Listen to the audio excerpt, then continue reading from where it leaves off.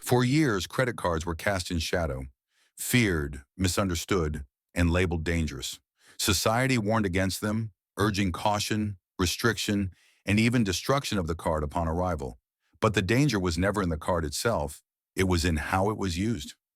No one explained that credit cards in the right hands could be powerful tools for wealth creation.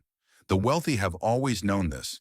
They use credit every day to earn points, extend cash flow, and unlock financial advantages, building wealth while others drown in debt. What separates these two outcomes is not the plastic, but the perspective. Using a credit card successfully requires a fundamental shift in mindset, a new way of seeing money. Robert Kiyosaki calls it using good debt to acquire assets. But most people never hear about this because they're trapped in a cycle of unconscious consumption, swiping impulsively, paying interest blindly, and enriching banks that profit off their financial sleepwalking. The system was designed to encourage this. Easy applications, tempting installment plans, seductive offers, all crafted to make spending feel seamless and harmless. But behind each transaction lies a silent cost. What many believe to be convenience is often a cleverly disguised cage. They work tirelessly just to pay off purchases they can't even remember, sacrificing peace, control, and the chance to build wealth. In contrast, the wealthy play a different game with the same deck of cards. While the average person uses credit to buy depreciating items, the rich use it as leverage.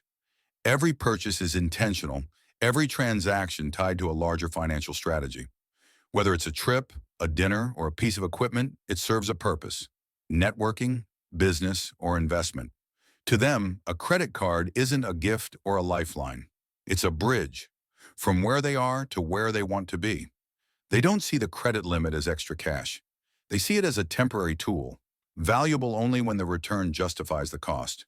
They maximize grace periods, collect rewards, and keep their money invested longer, growing it while the poor pay to use money they don't yet have.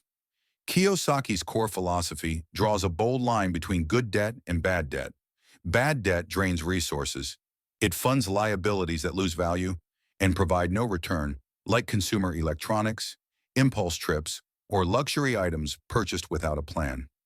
Good debt, however, puts money back into your pocket. It's credit used to buy income-generating assets, fund business ventures, or invest in education that increases earning potential. Kiyosaki built his empire this way, leveraging borrowed money to invest strategically, always ensuring the debt paid for itself. And this approach can apply to credit cards too, when used wisely and without emotional attachment. Transforming a credit card into a wealth-building tool starts with discipline. Never use it to buy something you wouldn't pay for in cash. Leverage the grace period, up to 40 days of interest-free time, to keep your own capital growing. Use the card for fixed monthly expenses like groceries, gas, or bills, and pay it off in full to earn cash back, points, or miles without added cost.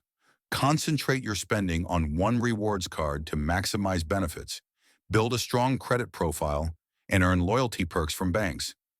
But all of this rests on one non-negotiable foundation: control. Disorganization nullifies every strategy. The card doesn't forgive distraction.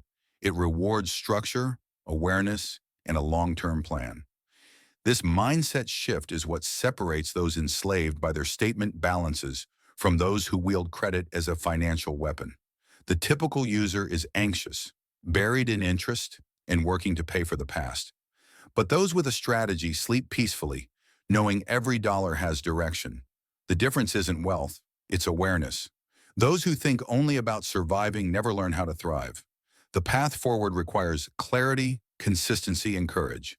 To stop following the crowd and start thinking like an investor. Credit cards, when used with intelligence and intention, can be more than just a payment method. They can be part of the very architecture of financial freedom. It all begins with a decision to stop using credit emotionally and start using it strategically.